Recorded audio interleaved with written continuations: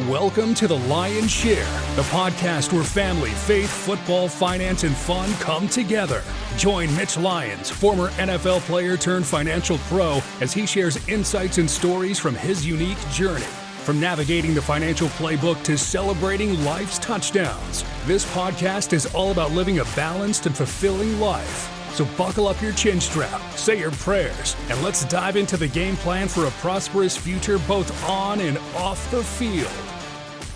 Welcome to the Lyons Share podcast, and this is the Lions on Lions version. I'm your host, Mitch Lyons, looking at the Detroit Lions versus the Kansas City Chiefs Sunday night game.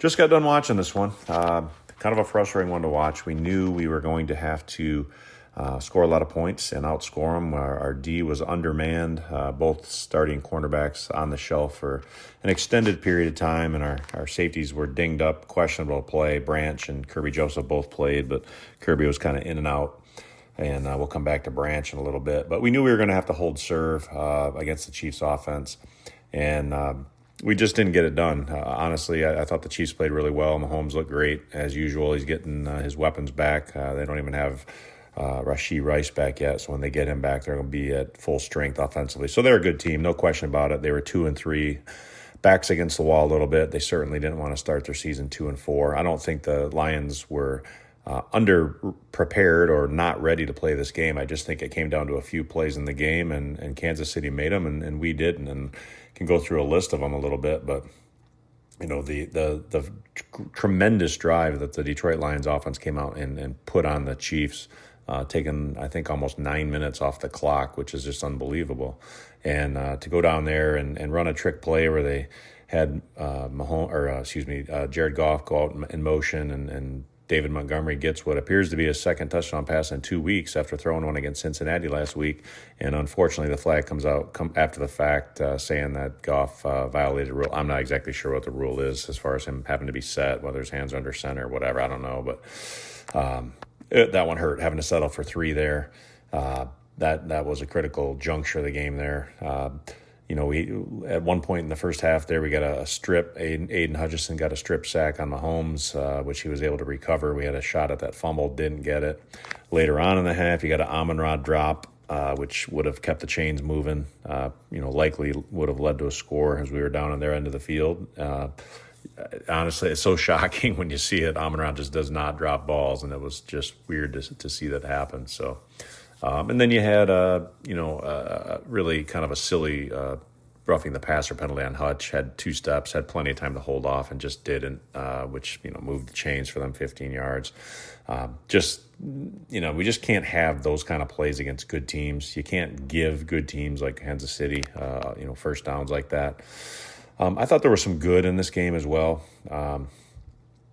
Obviously our left tackle position's been a little precarious with Taylor Decker out. Manu last week played, had some problems. He's on IR. Dan Skipper gets activated. I thought Skipper played pretty well. And frankly, I thought the offensive line played pretty well. We were running the ball well the first half, opening up some pretty good holes. Handling the noise in Kansas City is always hard. It's probably the noisiest stadium in the league, from my experience back when I played. Even though it's an open-air stadium, it's just unbelievably loud. That fan base is awesome. And I thought, under dire circumstances with the noise and being a little beat up, and I thought they played pretty well. They gave up a couple, sacks or rushes towards the end of the game when Kansas City was pinning their ears back and just coming after us, so knowing we had to throw. But for the most part, I think our line's fine. Sam Laporta, another good week after last week's performance against Cincinnati. What a TD catch. I mean, phenomenal to catch that one hand and get his feet down. That was awesome. Jack Campbell, I love that kid. He just is all over the field. He's a high energy, high effort guy. I love watching that kid play. So I think there's a lot. I think what you saw Sunday night were 2 really good NFL teams that are going to be playing in the playoffs. And for the Lions, I could care less about home field. Obviously, you want them to have the best record they can get. You want them to win every game if possible, but they need to get to the playoffs and they need to be healthy.